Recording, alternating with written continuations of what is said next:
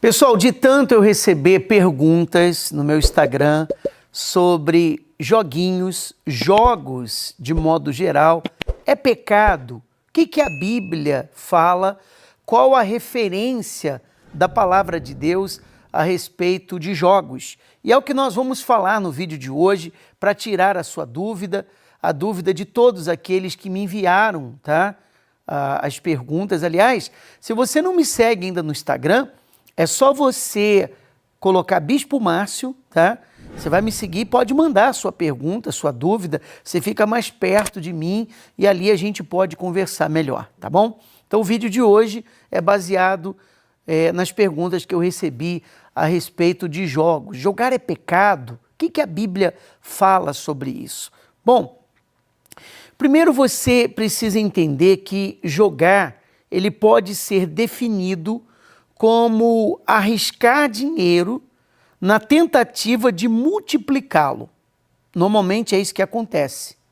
É ou não é verdade? Na tentativa de multiplicar o dinheiro, que é algo contra as probabilidades, tem que deixar isso claro, porque às vezes a pessoa, além de não multiplicar o que ela apostou, ainda fica sem. Ela perde aquilo.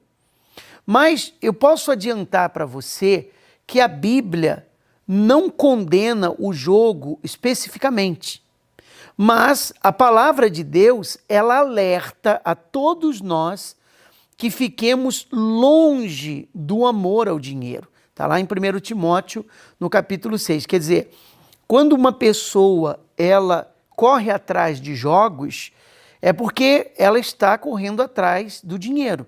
Mas é um dinheiro que a pessoa ganha, adquire, sem o trabalho. É um dinheiro fácil.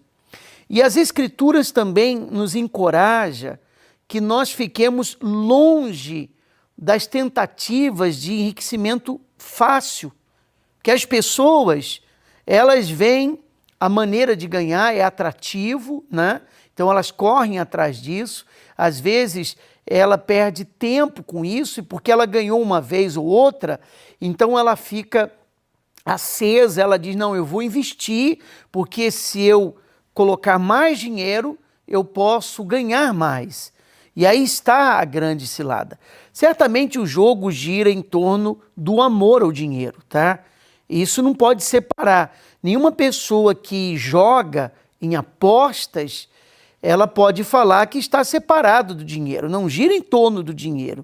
E é inegável, tá, que as pessoas elas tentam esse enriquecimento, essa riqueza fácil, essa riqueza rápida, que é um problema nos dias de hoje. E aí vem uma pergunta interessante: qual o problema em jogar? O senhor já falou que a Bíblia não proíbe isso diretamente. Qual o problema de jogar? O jogo, ele é um assunto difícil de falar, porque mesmo jogando com moderação, e somente de vez em quando, que algumas pessoas falam assim, não, mas eu não sou viciado, eu jogo às vezes, mas é um desperdício de dinheiro, porque você apostou, não é? Sem dinheiro ninguém joga, sem dinheiro não dá para fazer aposta. E apesar da Bíblia não mencionar o jogo apostas de maneira explícita, tá? A Bíblia menciona jogos de azar. Jogos de azar. Aliás, o nome já diz, deveria chamar jogos da sorte, se fosse uma coisa positiva. Mas você vê que já tem um nome negativo até no título.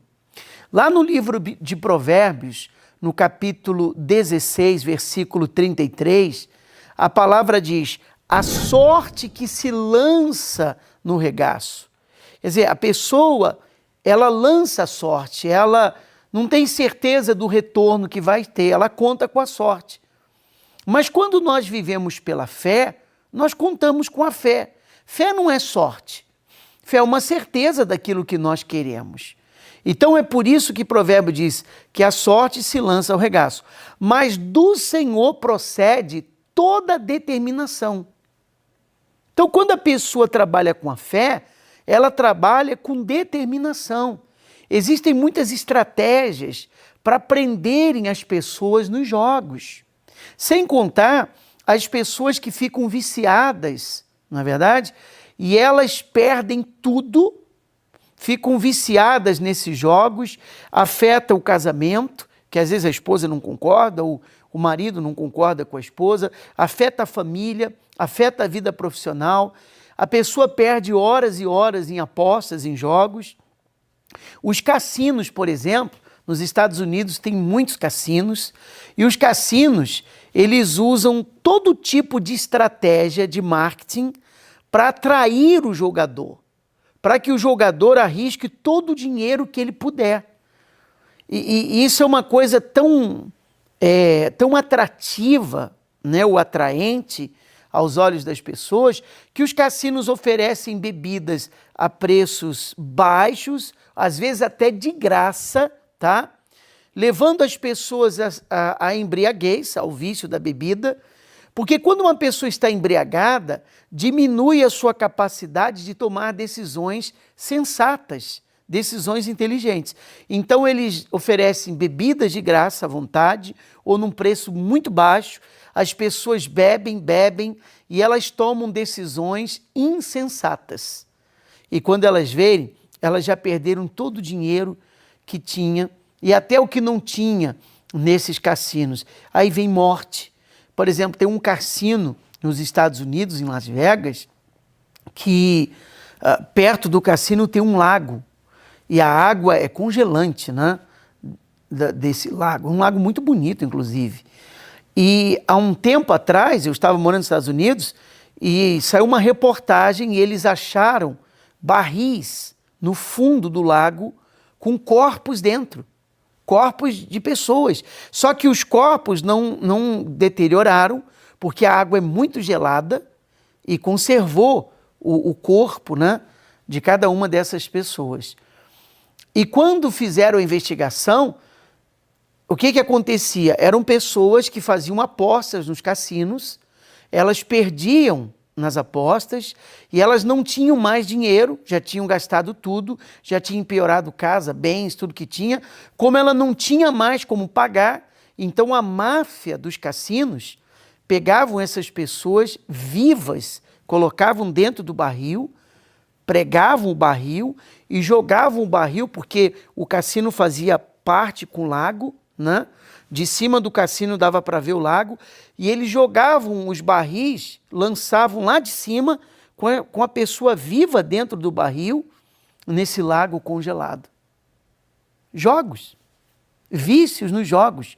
E pessoas que são viciadas em cassinos que não conseguem se afastar de jeito nenhum.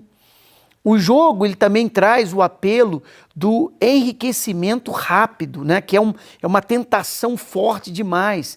E aqueles que estão desesperados acabam não resistindo, o que resulta na ruína para muitas pessoas.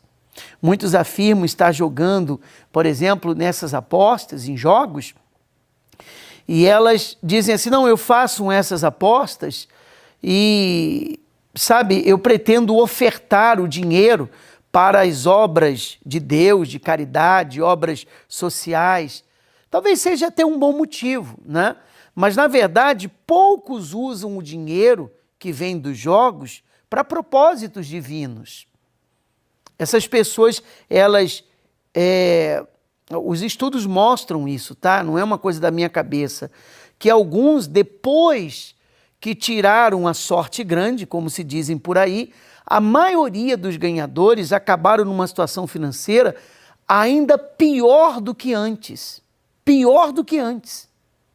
Para você ver, lá na palavra, em Provérbios 13:11, diz: a riqueza de procedência vã, quer dizer, ilícita, diminuirá, mas quem ajunta com o próprio trabalho, isso vai aumentar, porque o trabalho tem a bênção de Deus. Então, concluindo, na Bíblia não existe nenhum versículo específico, tá, que condene jogos de azar, loteria, até mesmo porque não existia nenhum tipo de jogos que nós temos hoje na época, tá? Mas na época que a palavra de Deus foi escrita. Mas a palavra de Deus nos alerta, não pode existir amor ao dinheiro, apego ao dinheiro. E como eu disse, os jogos estão ligados a dinheiro, né?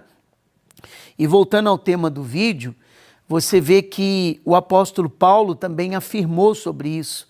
Ele diz: os que querem ficar ricos caem em armadilhas, em ciladas, ficam presos ali.